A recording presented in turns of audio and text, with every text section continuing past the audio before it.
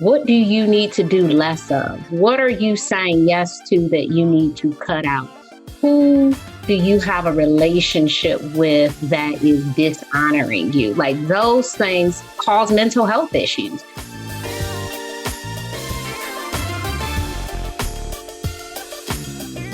You're listening to the Redefining Wealth podcast with Patrice Washington. In today's episode, I sit down with licensed therapist and New York Times bestseller, Nedra Glover Tawwab. She says it's time to set boundaries and find peace.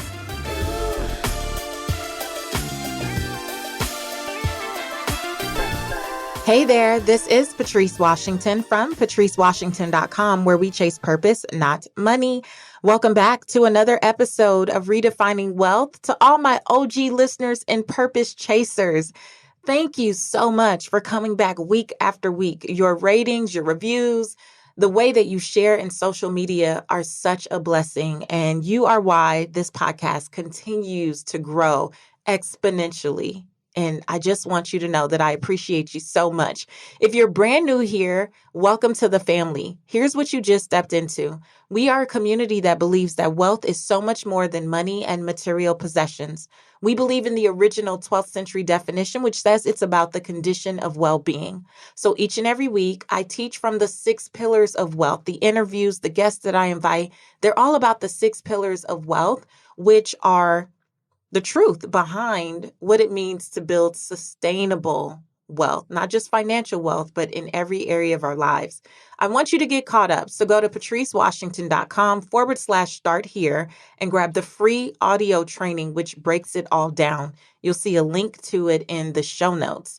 And I also want you to know that this episode is brought to you by my brand new book, Redefine Wealth for Yourself: How to Stop Chasing Money and Finally Live Your Life's Purpose. I am so excited about all of the lessons that are in this book that are going to help you build wealth from the inside out. You can find out more at redefinewealthforyourself.com. I really hope that you have been enjoying the Let It Go series. I could not think of anyone better than Nedra Glover Tawwab to really just bring it all home, because as much as we may have the desire to let some things go that are not serving us, I recognize that letting go is still a very active process. And for many of us, we're going to have to set boundaries and then enforce them in order to truly let go. And if you follow Nedra Glover Tawwab on Instagram, then you know she is the queen of helping us get these boundaries in order. So I can't wait for you to hear this conversation. Nedra Glover Tawwab is a licensed therapist and sought-after relationship expert. She has practiced relationship therapy for 12 years and is the founder and owner of the group therapy practice Kaleidoscope Counseling. Every day, she helps people create healthy relationships by teaching them how to implement boundaries. Her philosophy is that a lack of boundaries and assertiveness underlie most relationship issues, and her gift is helping people create healthy relationships with themselves and others. Without further ado, let's welcome back to the podcast, Nedra Glover Tawwab.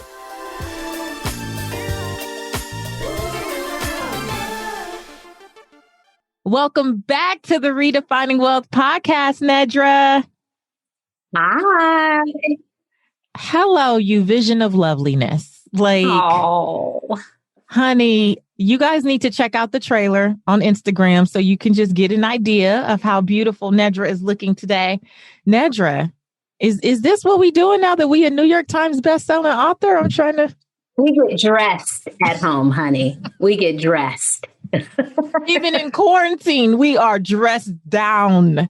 You know, one of the things that I really miss about going to work was dressing up. Like when I was a kid, I didn't know what I wanted to do, but I knew how I wanted to dress. I'm like, I want to wear a suit and I want to look like a businesswoman. So yeah, those first few weeks I was trying to do I'm just going to wear, I couldn't do it. I started putting my blouse and slacks back on. I'm like, look, this is what I love it.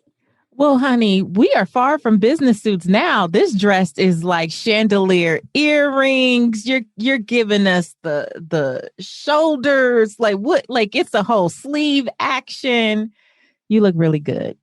Thank you. I was so excited to talk to you. So excited to get the book. I couldn't wait on the publisher's book. I said, let me just order the book for myself because I knew I was in a season of needing to up level my own personal boundaries and set boundaries, find peace. A guide to reclaiming yourself does not disappoint. That book is so good, girl. This book is phenomenal. Like, why did you know it was time to write a book after all of your great success on social media?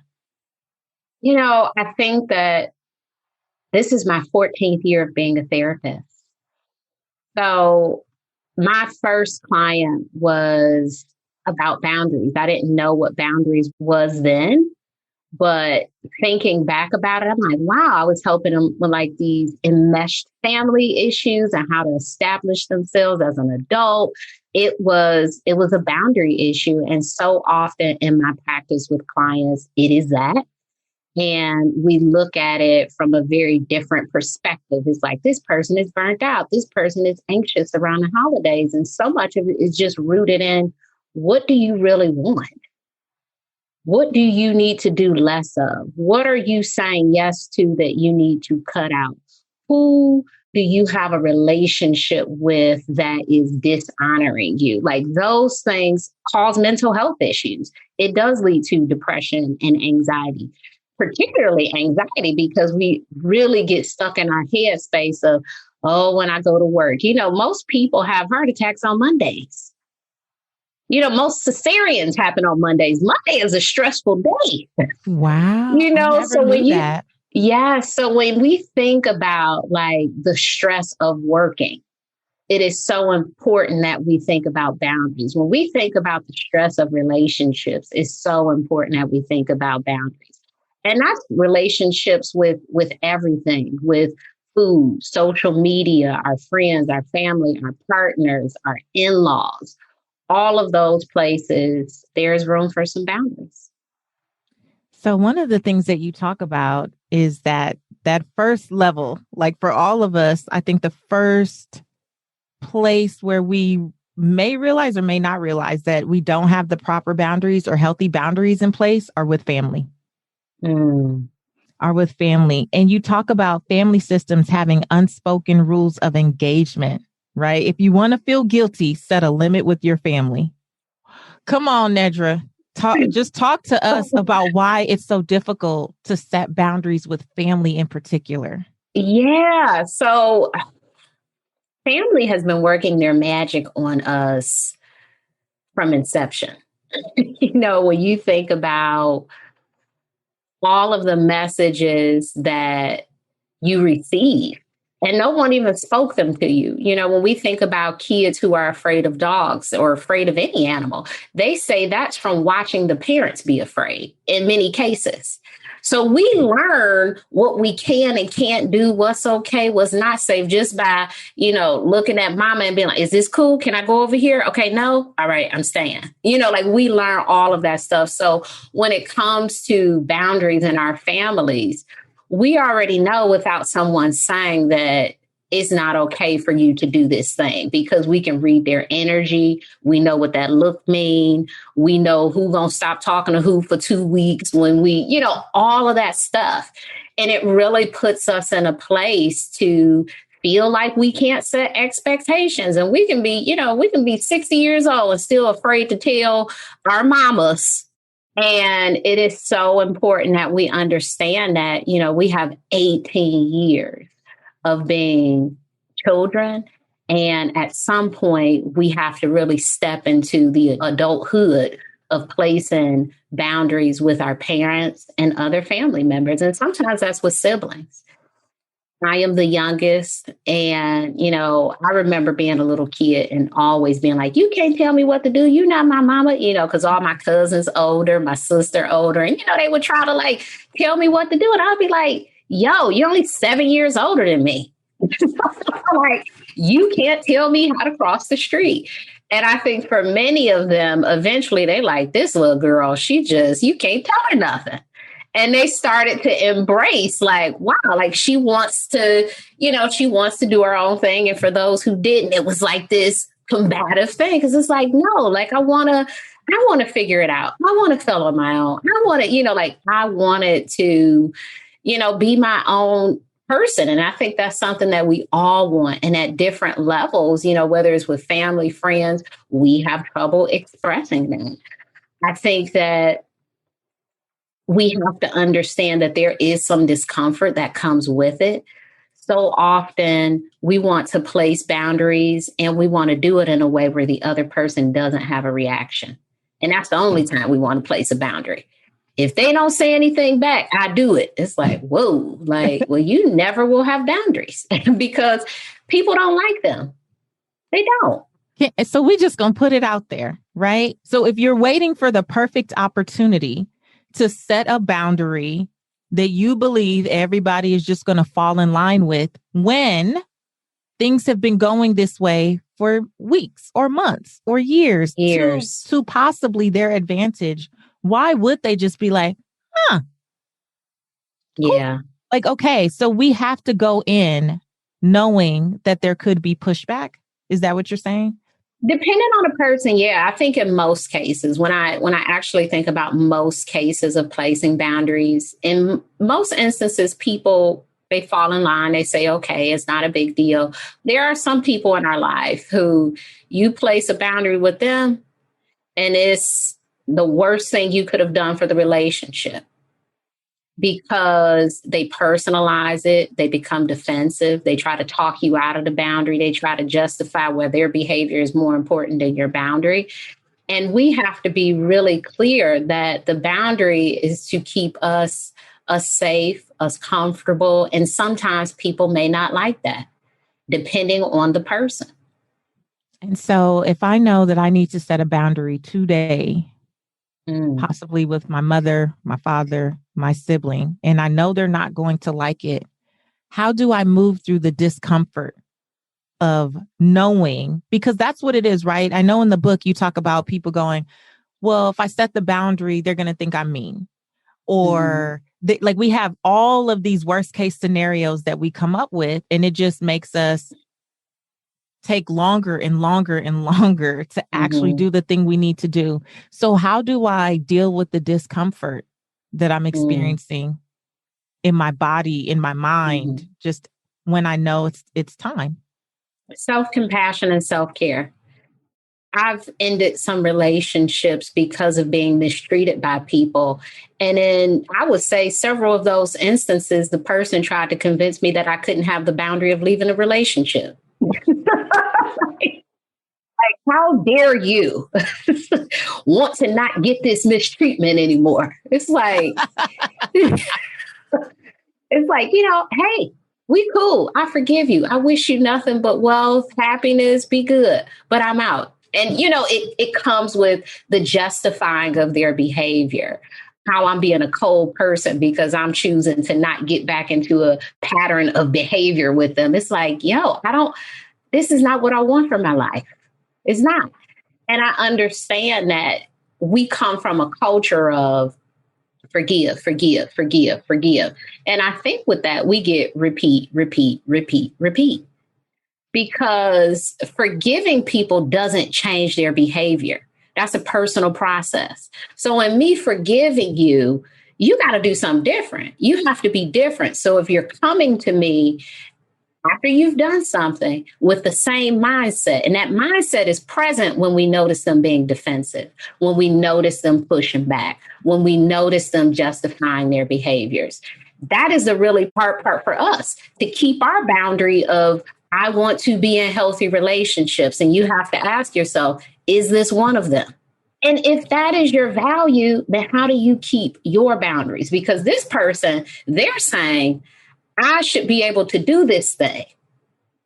So how do we make space for our values in our lives is what it comes down to. Now, the boundary is not always leaving a relationship. It could be placing a boundary and people respect it. Placing a boundary, placing a boundary, placing a boundary. Oh, they respect it. It could be taking space in your relationships from people. And sometimes, most of the time, I'm not going to say sometimes, most of the time, it's us changing who we are in a relationship. Because sometimes we overdo, we overexpect, we do things that we're not actually comfortable doing, and we make it seem like it's the other person. In the book, you talk about two parts to setting boundaries. So it's not just, go make a boundary and let's hope that it all goes well, right? There's two parts. The first thing you say is the communication. So again, like the unspoken rules, or we want people to pick up what we're putting down through our actions or inaction, as opposed to just telling them hey, we need to have a conversation about this. You even talk about tone at different points in the book. So can you break down the communication and then the action, the two parts to setting boundaries? I'll tell you an example of, and you'll appreciate this. When you're a kid, your mom tell you, before we go in this store, don't ask for anything, don't touch nothing, don't do nothing. She verbalized the boundary, right? And when you get in that store, you touch something, put that down. So you just wanted me to spit my coffee out. That's what you wanted me to do? Because I instantly thought of a meme, a little video on TikTok my daughter showed me last night, and it said, "Tell me you have a Black mom without telling me you have a Black mom." And that was the very scenario. I didn't spit it out. I'm safe. But that's setting a boundary. That's setting the expectation of, look, we're here for groceries, not Oreos, not Pop-Tarts, not lemon heads, but produce and meats. We are not here for, this is not a candy store. This is a grocery store. So let's stay on task and really keep it together. That is verbalizing a boundary. And then holding that boundary is not buying the candy when they pick it up. That's the behavioral part of it, because so often every time we go to the store, they got to get something. Well, we buying it. You buying it. So if you don't want them to get anything, we can't buy it. So and I'm joking here, but I think we really have to think about the behaviors to implement when we set a boundary with someone. When we tell, this is a common one, when we break up with someone and they keep calling us, the ex-boyfriend, he won't stop texting me. Well, if you text him back, he'll continue to text. There are tons of features you can put on your phone to stop somebody from texting you. You can block them, you can mute them, you can even ask them, hey, stop texting me. But often we think that the person will get it without us saying it to them. And if it's really a bother, we have to communicate this to other people. If we don't want to work while we're on vacation, you have to send everybody an email that says, hey, I'm on vacation from so-and-so to so-and-so. If it's an emergency, contact this person. And then proceed to not take your laptop.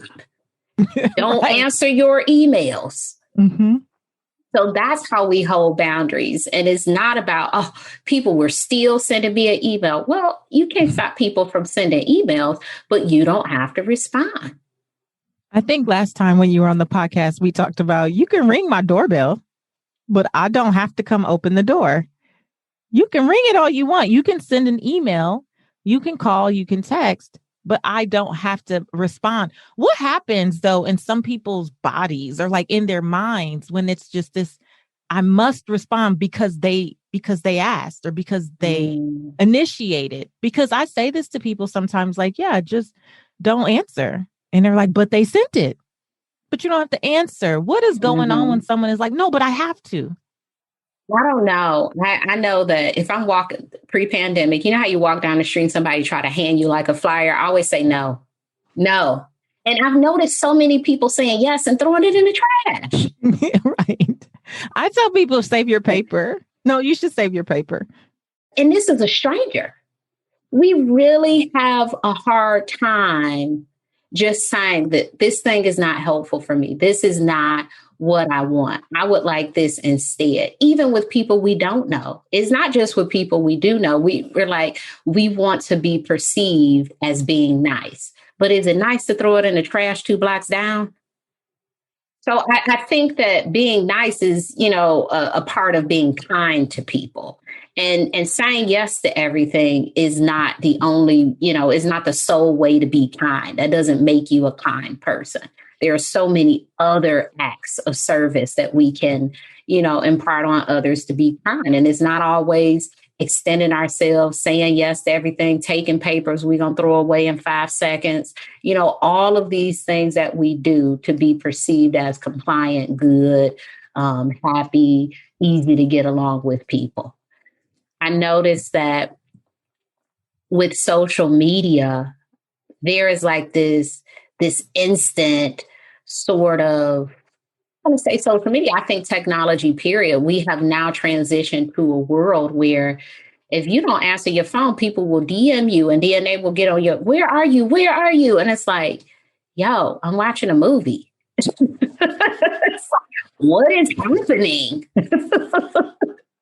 Right. They want that instant response. Yeah. I've learned a lot from my daughter. I have learned a lot from watching my daughter Reagan navigate.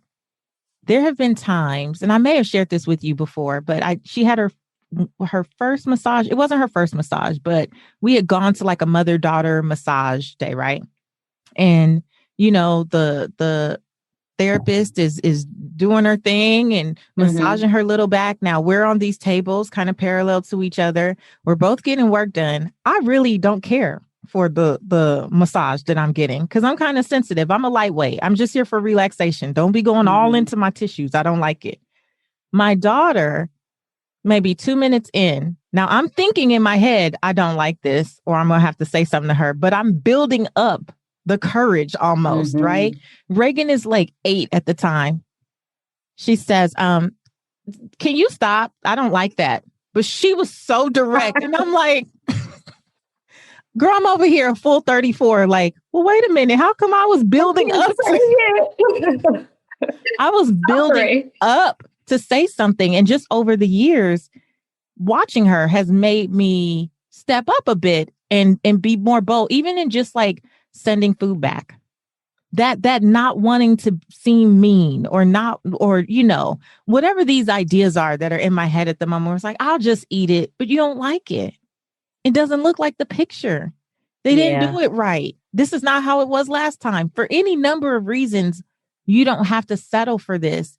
But I've watched my daughter do that out there in the world. But then even with us at one point, I used to have this little something I would say to her when she was really little. Oh, they hit that age in those pits. It's not right. They come in from playing outside and, you say you smell like outside. So she was little and I used to say, hit those pits. But it used to be between she and I, like come in and clean up. Well, I said it in front of someone one day and I didn't think anything of it.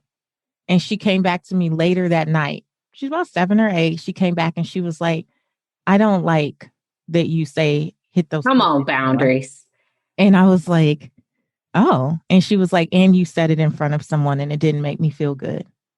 Nedra, I had to just apologize to my baby. I said, I am so sorry. And I am so glad that you told me. I wasn't even thinking, but I was here, a 30-something-year-old woman at my age then.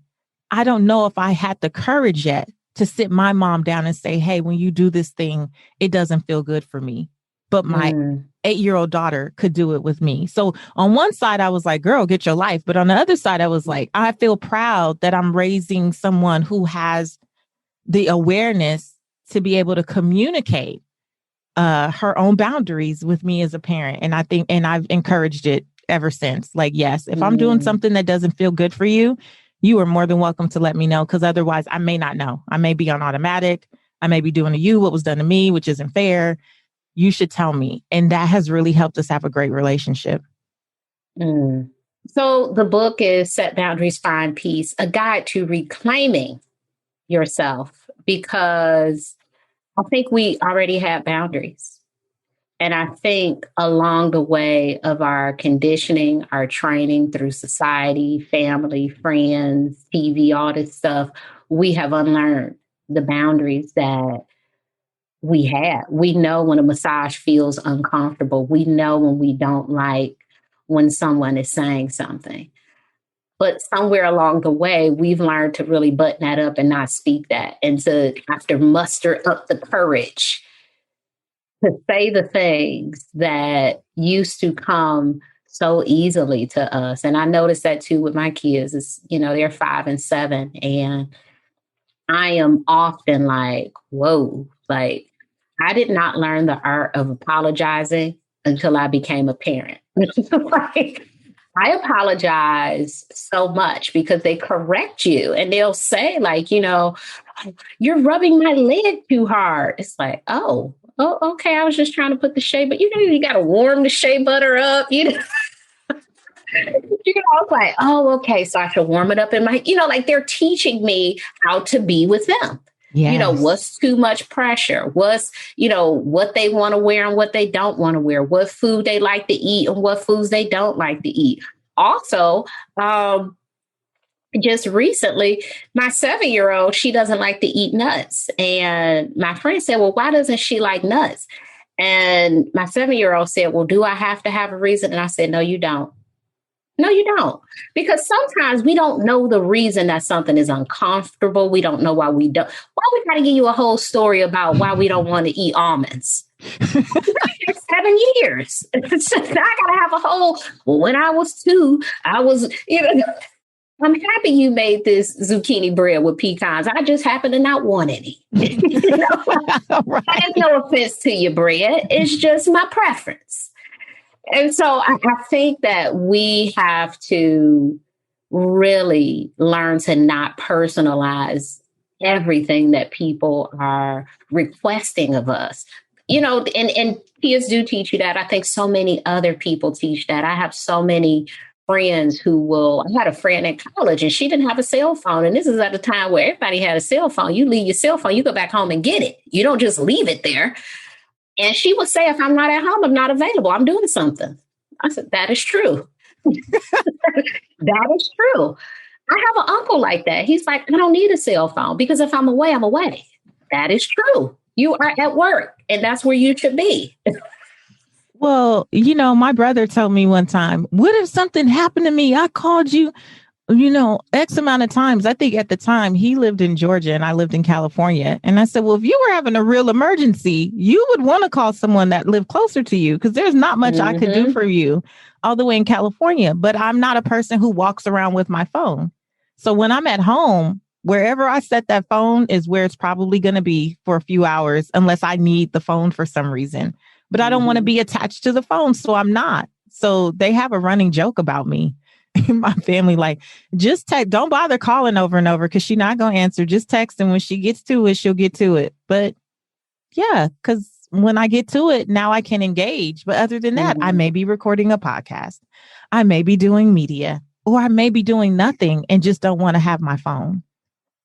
Yeah. And that's okay. Like I used to not feel that way. I used to, when I was in real estate back in the day, I went through a phase where it was like, oh, I had to answer my clients at every turn. And I went to a seminar and they didn't call it setting boundaries, but it was about teaching your clients how to treat you and how to honor and respect your own time.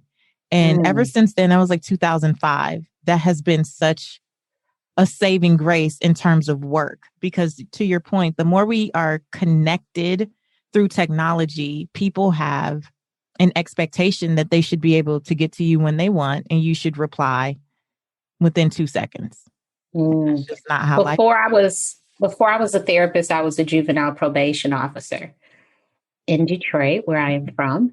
And we had cell phones, and the kids and the families, they could like call you if they had an emergency. And so just a little onboarding before the word onboarding was hot. I was onboarding people. And I would just, explain what an emergency is, because this phone should only be used in the case of an emergency. And so some things that you may think is an emergency is not emergent. It's not an emergency. So let's say, for instance, you lose your bus pass, not an emergency. But I tell you what, you're on probation. That's a knock on you. Keep up with your bus pass. Just all of these things. Let's say there is a dangerous situation. Little old Miss Glover doesn't need to come over there. You call the police. You don't call me to come over to your house. And, so Call me when, there's something going on with court.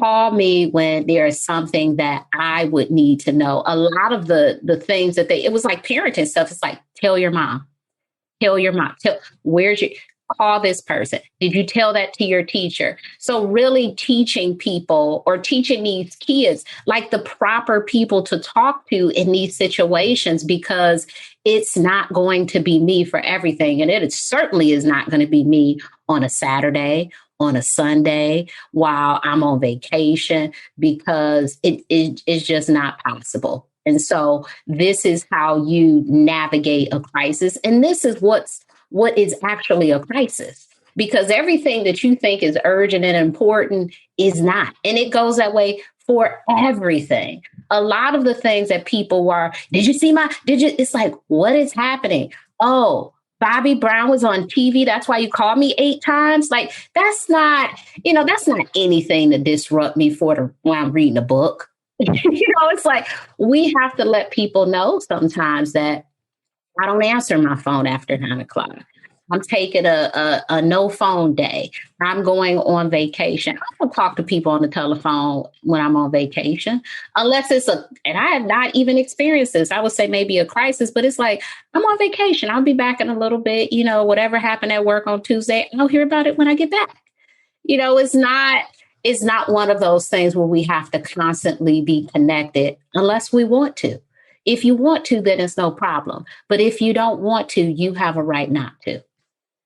I don't know if people realize they don't want to, though. I mean, from my experience, it's like, oh, I want to be there. It's like if you set this thing in your mind, I forget how you reference it in the book, but you say, I promised my sister I will always be there for her and her kids.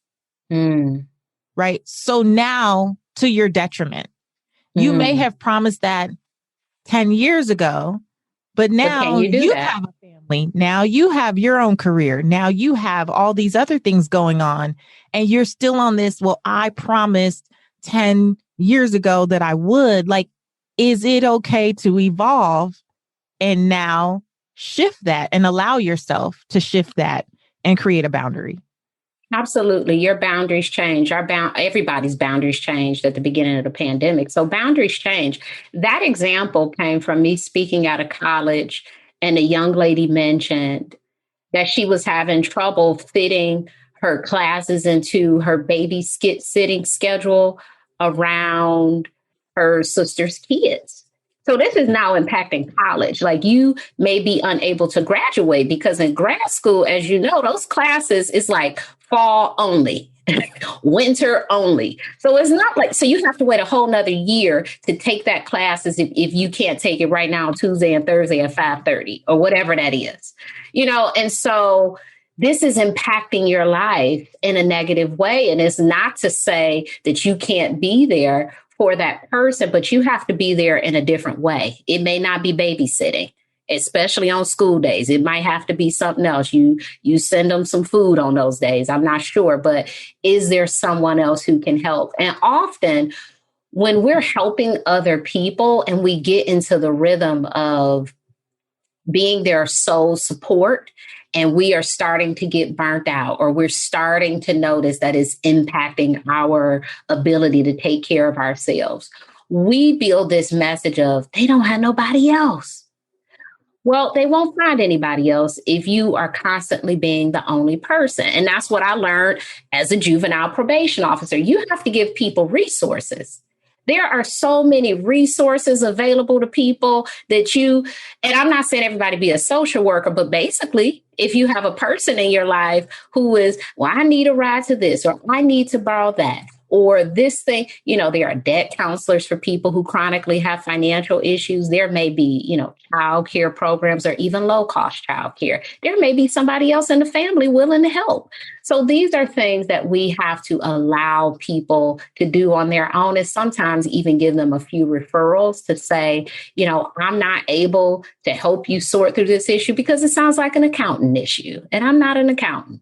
But here are 3 people who might be able to help you with that, because sometimes we are going to the wrong people asking for support, and they're not in the position to support us, but we don't know it because they're not saying anything. Mm-hmm. Yeah. I heard years ago, and I can't think of who shared this, but sometimes to help people, you have to stop helping.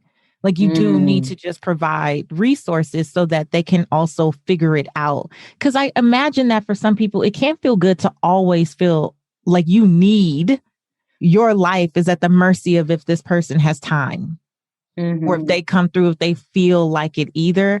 I don't know, because I've been a person where it was really hard for me to learn how to ask for help. So I'm mm-hmm, still evolving in that.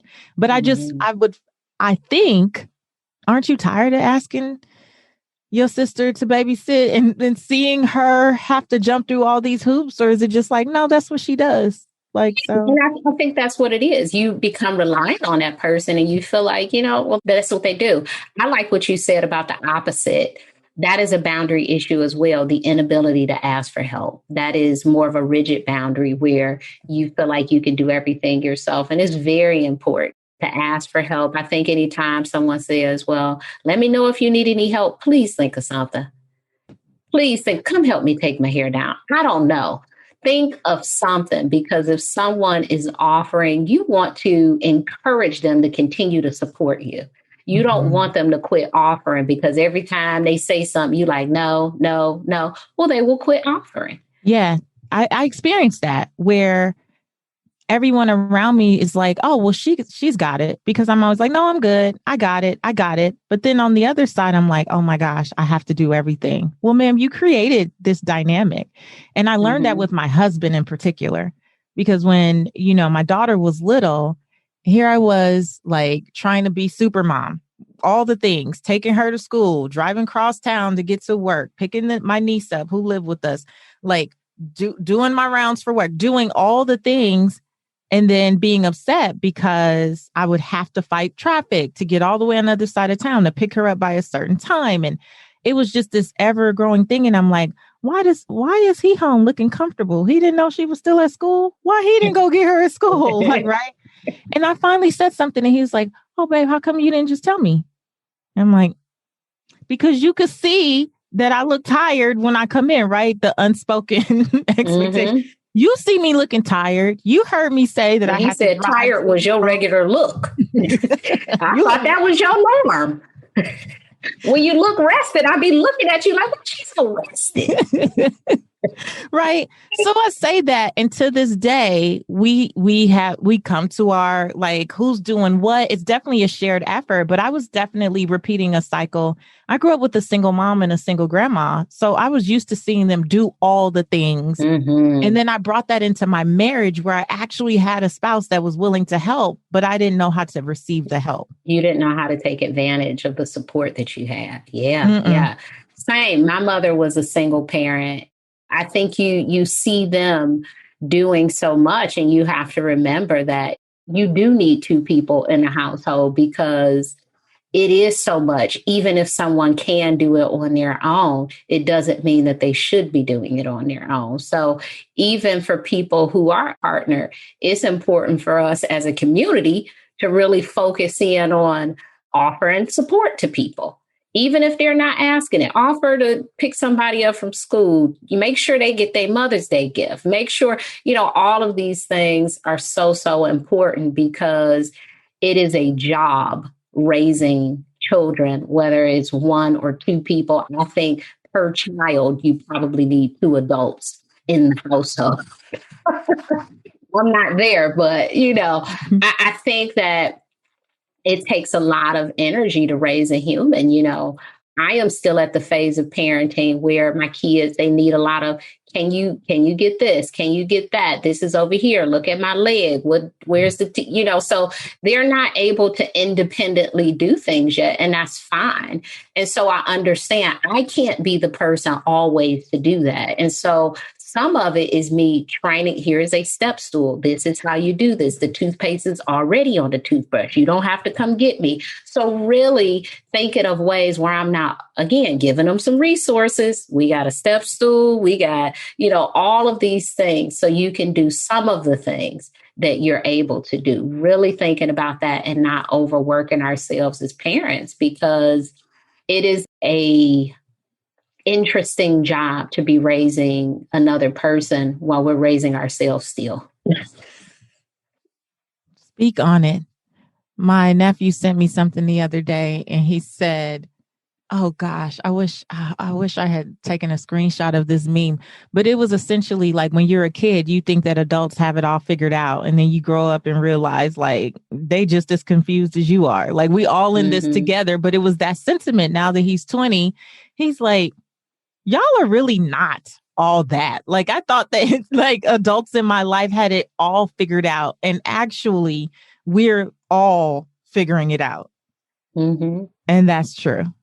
Mm-hmm. Yeah. You tell this story in the book about, I think, a previous client of yours who was a single mother, or maybe she was divorced, I think, and all that she took on, she was receiving financial child support, but no additional just support, physical support from the father of the kids. And that whole spiral or that cycle of getting the kids to the practice and taking them here, taking them there, doing all the things at work. And she was okay with the work stuff because she was being rewarded, but it felt like there was no reward at home, just being a mom and going through all those motions, the cleaning, the drop off, the laundry, and the girls in the story didn't have any responsibility. So how do we, or how do those that are single parents not feel guilty, I guess, about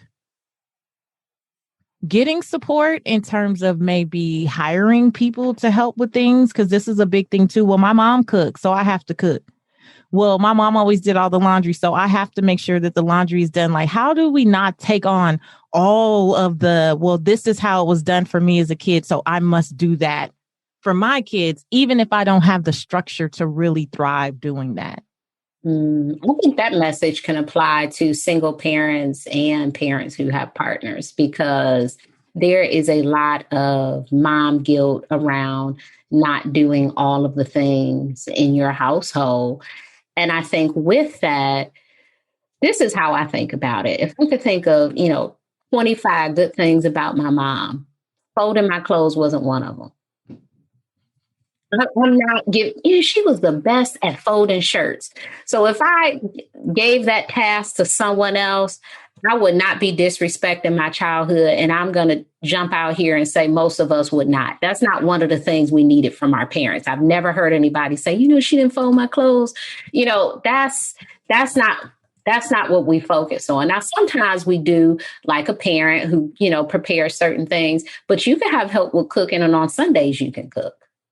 There are so many ways to receive support without having to do everything yourself. They have these, mommy helpers, they have sitters. Now, I understand we're in a pandemic, and that could be family support. Perhaps you live in a space where you have some teenage cousins, or you have some, some people who you trust, who you can, maybe give a little bit of money to come over and help with the kids. And if that's not the case, I believe in child sharing. Hey, you get my kids on Tuesday, I get your kids on Thursday. How can we thrive as parents together and maybe ease the pressure of what this situation is without support? If you can afford it, go ahead and get it. As I mentioned, there are some things that we're doing that aren't necessary. I was the parent. I clothed, diapered, I made baby food, I did all of this stuff. And my daughter broke my heart when she went to school and said, "Can I eat the school lunch?" Oh, my heart. It just ached a little bit when I said that. Oh, all this stuff I did.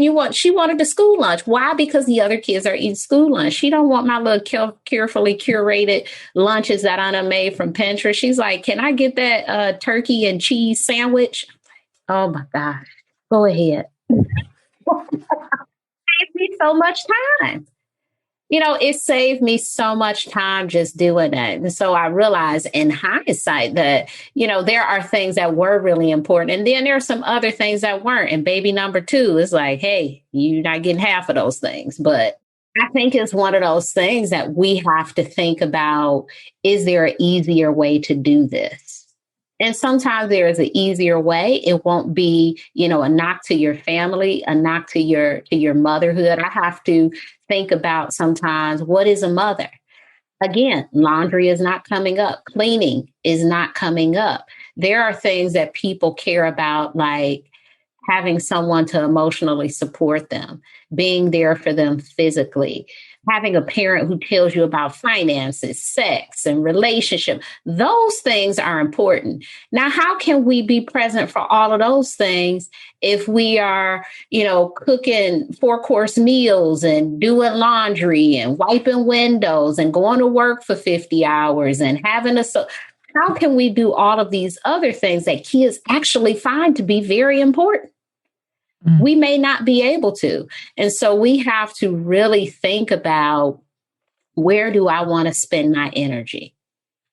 So would you say that that's letting go of the shoulds? Like all Absolutely. these things you think you should do? Absolutely. And, you mentioned giving kids responsibilities, and it's not, making them responsible for everything in the house, but one space that they can be responsible for at a very young age is their rooms. And you'll be surprised if you go to any kindergarten, pre-K class, kids are in there cleaning up. So there is no reason. Clean. Listen, they got a whole little song. If they can clean up at school, they can clean up at home. And they do it every day. They wiping off tables. Montessori. The Montessori theory, do you know what that is? Teaching kids to do it for themselves. You put the bed at the lowest setting so they could just get out. You ain't even got to come pick them up and get. It's just basically allowing your kid to be independent in the ways that they can and supporting them, because that's what kids want anyway. They're like, can I do it? Please let me do it. I want to do it. Yeah. We're the ones thinking we have to insert ourselves in everything, but not necessarily the things that they actually care about, to your point, in the long run. So what's the number one thing we have to gain by setting, communicating, and taking action on our boundaries? At the end of the day, what do we get? Well, it's in the title, but I think we get peace in our relationships. Yeah, because you said boundaries are the cure for any problems in our relationships. It's something like that. That's what I was trying to find. Boundaries are the cure. Oh, boundaries are the cure to most relationship problems. Yes, yes. I think so often we think that keeping the peace is the cure, like being in this space of discomfort, uneasiness. But I've set some really, really hard boundaries, and it's uncomfortable. I'm like, oh my gosh, I can't believe I said that. But ultimately, I feel better because the discomfort of just being in the situation as it was worse than me just saying what I needed. Do you think ultimately it creates peace, not just for you, but even the other party? Or do you just not even worry about what the other party gets from it?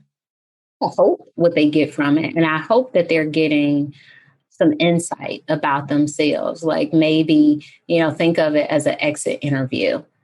Like, when people are able to just be honest with you about what's happening, like, oh, wow, I was doing that. I didn't know it was having that impact. How lovely of you to let me know, because you could have just ghosted me. That's what I think sometimes. When people set boundaries with me, wow, thank you for telling me, because I didn't even know that was an issue. And I don't want you sitting here being uncomfortable with me, because I have some boundaries for you. So if you have some with me, I'm open to receiving your boundaries as well. As my daughter would say, that sounds so healthy. Whenever we have these conversations, you say, oh, Mom, that sounds healthy. You got that from your therapist? That sounds very healthy. That sounds healthy. I love it. So, Nedra, I'm going to ask you again the rapid wisdom questions. It'll be interesting to see if these have changed at all since your last time here on Redefining Wealth. But the first one is, how do you define success? Right now, because of the book, because of the work around the book launch, success for me has been rest. That has been success. Girl, I can only imagine. Book launches are a heavy lift, like a heavy lift.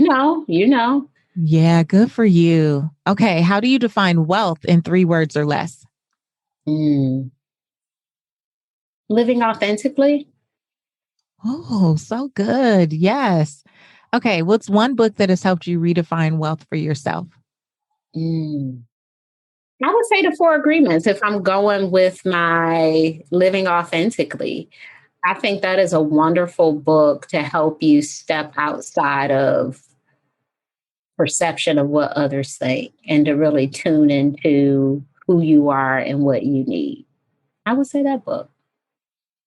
I was checking because I think you said that last time. Did I? Yes, you were in It's alignment. such a good book. I'm pretty sure that's what you said last It's time. such a good book. And yeah, it's such a good book. I think, it's one of those books I recommend reading it every year because it's something to master as much as it is something to practice.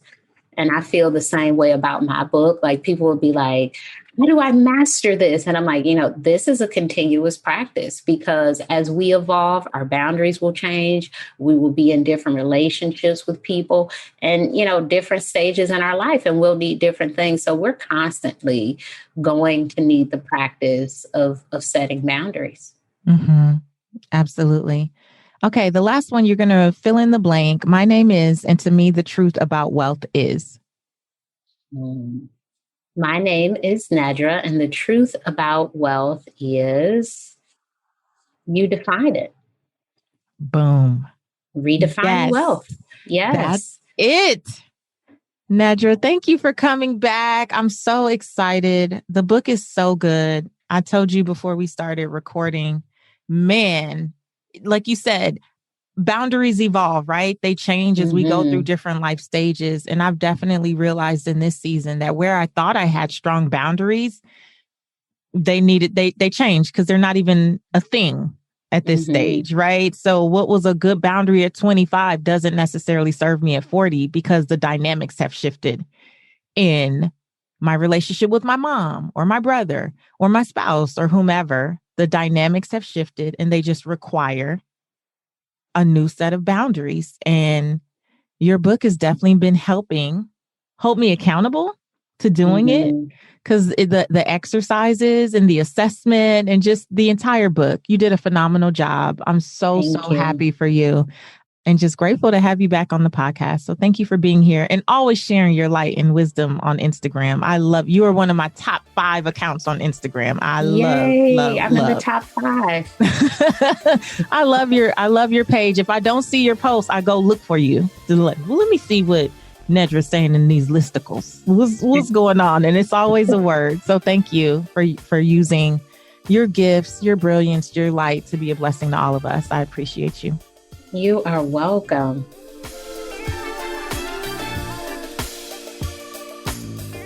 All right. Was that not good? I just love me some Nedra. If you are not following her on Instagram, click the link in the show notes and go follow her. She will help you get your life. Even just via Instagram. It's quite phenomenal. And please pick up the book, Set Boundaries, Find Peace. Let me tell you, I am like taking my time. I'm still not completely done with the book because I'm kind of implementing different things as I go. But you know what? Speaking of boundaries and really looking at some that I needed to enforce, I really needed to create more boundaries around protecting and preserving my vacation time with my family.